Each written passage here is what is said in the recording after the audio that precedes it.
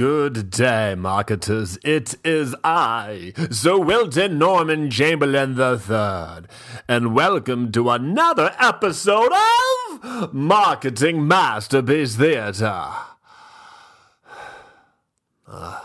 I must make a confession. I need to make a change. There is a pattern in my life that I must stop.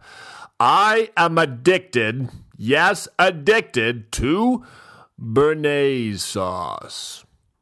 I put béarnaise on everything. Béarnaise on my steak? Oh, certainly so. Béarnaise on my asparagus? Oh, yes, gladly. Béarnaise on my Cocoa Puffs? Yes, sad but true. The white peppercorns in the béarnaise sauce brings out the quiet zest found in the modified cornstarch of my favorite breakfast cereal, Cocoa Puffs. Oh, so tasty, made all the more tastier, drowning in a pool of béarnaise sauce. I've tried to change.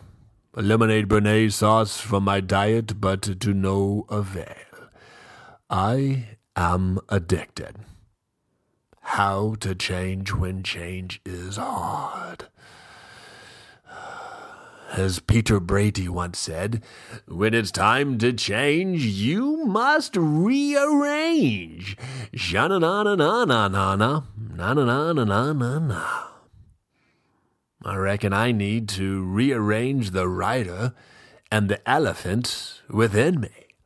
The rider? The elephant? What you talking about, Wilton? Well, I'm talking about switch. How to change when change is hard. A business book written by Chip Dan Heath. Allow me to read from page 112 of Switch, and it will all become clearer, much clearer. When people push for change and it doesn't happen, they often chalk it up to a lack of understanding.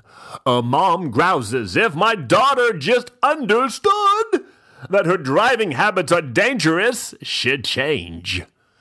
A scientist says if we could just get Congress to understand the dangers of global warming, they'll surely take legislative action.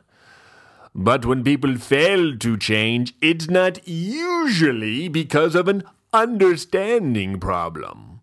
Smokers understand that cigarettes are unhealthy, but they don't quit. American automakers in the early 21st century knew they were too dependent on the sales of SUVs and trucks, and thus on low oil prices, but they didn't diversify. At some level, we understand this tension. We know there's a difference between knowing how to act and being motivated to act. But when it comes time to change the behavior of other people, our first instinct is to teach them something. Smoking is really unhealthy. Your chemotherapy medicine is really important. We speak to the rider when we should be speaking to the elephant. Time out here, folks. Time out. Chip and Dan Heath, when they speak of the rider, they are talking about providing clear and rational direction, such as the simple line of stop smoking. You can say it all you want, but that is not going to make change happen. The elephant that the Heath brothers talk about in such a jazzy way is about boosting determination and motivation to bring about a behavioral change. Okay, kiddos, time back in. Page 113. This realization that we can make an impeccably rationable case. Rationable wasn't in there, that was my word. Let me repeat that. This realization that we can make an impeccably rational case for change and people still won't change is pretty frustrating. Why can't we think our way into new behavior? The answer is that in some cases, we really can't trust our own thinking. I might not be able to trust my own thinking. I might be caught in too much of the right or not enough of the elephant. Perhaps a change is in order for me. Ooh, move over, Bernays. Here comes hollandaise. Hollandaise sauce on pancakes. That change, I, Sir Wilton Norman Chamberlain III, can believe